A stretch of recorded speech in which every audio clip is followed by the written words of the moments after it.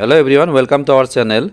অসম চৰকাৰৰ মাইনৰিটিজ ডেভেলপমেণ্ট বৰ্ডৰ ফালৰ পৰা এখন গুৰুত্বপূৰ্ণ জাননী প্ৰকাশ কৰা হৈছে 2023-24 বিত্তীয় বৰ্ষৰ বাবে। ইয়াতে উল্লেখ কৰিছে যে বিভিন্ন ধৰণৰ সামগ্ৰী বিনামূলীয়াকৈ প্ৰদান কৰিব, যেনেকুৱা ধৰক ই-ৰিক্সা, নেক্সট চিলাই machine, fashion design machine, automatic paper plate making machine এইবিলাক। ইয়াৰ বাবে অনলাইন আবেদন কৰিব লাগিব 17 জানুৱাৰী 2024 ভিতৰত। 2024 চনৰ 17 জানুৱাৰীৰ ভিতৰত অনলাইন আবেদন কৰিব লাগিব।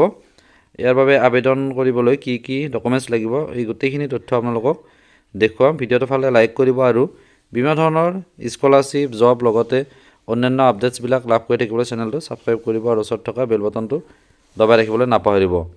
ইয়াতে মাইনৰিটিজ উন্নয়ন বৰ্ড বা মাইনৰিটিজ ডেভেলপমেণ্ট বৰ্ডৰ তৰফৰ পৰা 2023-24 বৰ্ষৰ বাবে যিখিনি ধৰ্মীয় সংখ্যালঘু আছে, অৰ্থাৎ মুছলিম, খ্ৰীষ্টিয়ান, শিখ, বৌদ্ধ, জৈন আৰু পাৰ্চী সম্প্ৰদায়ৰ লোকসকলে ই-ৰিক্সা বাবে আবেদন কৰিব পাৰিব। ই-ৰিক্সাৰ খৰচটো 80% চৰকাৰে বহন কৰিব আৰু 20% হিতাধিকাৰী, অৰ্থাৎ যিগৰাকী ব্যক্তিয়ে এপ্লাই কৰিব তেওঁ 20% খৰচ বহন কৰিব লাগিব আৰু 80% চৰকাৰে বহন কৰিব। এইখন হৈছে ই-ৰিক্সাৰ বাবে। বাকী চিউইং মেচিন অৰ্থাৎ চিলাই মেচিন বা fashion design machine, automatic paper plate making machine এইবিলাক সম্পূৰ্ণ বিনামূলীয়াকৈ বিতৰণ কৰিবৰ বাবে আবেদন বিচৰা হৈছে।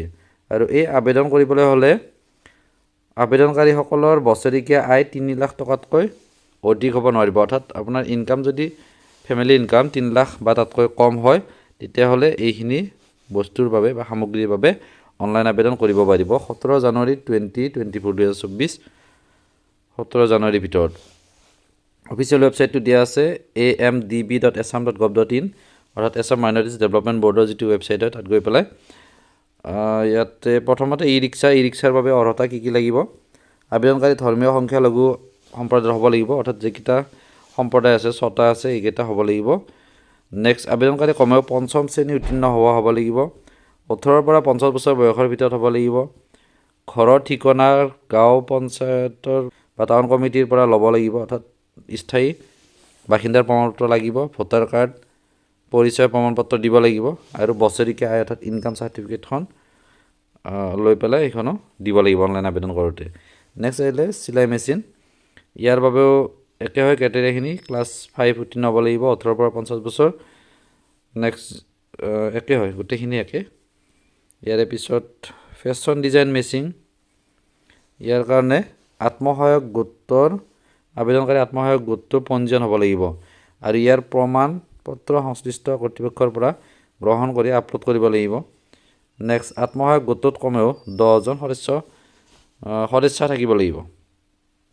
আত্মসহায়ক গোটৰ নামত বেংক একাউণ্ট এক্টিভ থাকিব লাগিব। আত্মসহায়ক গোটৰ সদস্যৰ ঠিকনা পৰিচয় পত্ৰ দিব লাগিব। আত্মসহায়ক গোটটোৰ সদস্যসকল ধৰ্মীয় সংখ্যালঘু সম্প্ৰদায়ৰ হ'ব লাগিব। অৰ্থাৎ এইটোৰ কাৰণে এপ্লাই কৰিবলৈ হ'লে আপোনাৰ এটা আত্মসহায়ক গোট থাকিব লাগিব, তাৰপিছতে বেংক একাউণ্ট থাকিব লাগিব আৰু গোটেইকেইজন সদস্য সংখ্যালঘু সম্প্ৰদায়ৰ হ'ব লাগিব। নেক্সট কেটেগৰীটো হৈছে automatic paper plate making machine. ইয়াৰ কাৰণে আত্মসহায়ক গোটৰ পঞ্জীয়ন হ'ব লাগিব, 10জন সদস্য থাকিব লাগিব। আত্মসহায়ক গোটটোৰ বেংক একাউণ্ট এক্টিভেট থাকিব লাগিব। আত্মসহায়ক গোটৰ সদস্যৰ ঠিকনা পৰিচয় পত্ৰ দিব লাগিব। আবেদনকাৰী আত্মসহায়ক গোটৰ সদস্যসকল ধৰ্মীয় সংখ্যালঘু সম্প্ৰদায় হ'ব লাগিব, অৰ্থাৎ যি 6টা সম্প্ৰদায় আছে সেইকেইটাৰ হ'ব লাগিব।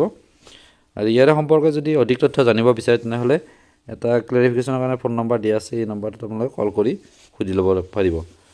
আৰু অনলাইন আবেদনটো কৰি ল'ব 17 জানুৱাৰী 2024 2024 17 জানুৱাৰীৰ ভিতৰত অনলাইন আবেদন কৰিব। ইয়াৰে লিংক মই ডিছক্ৰিপশ্যনত দি দিম, তাত গৈ পেলাই আপোনালোকে অনলাইন আবেদনটো কৰি ল'ব পাৰিব।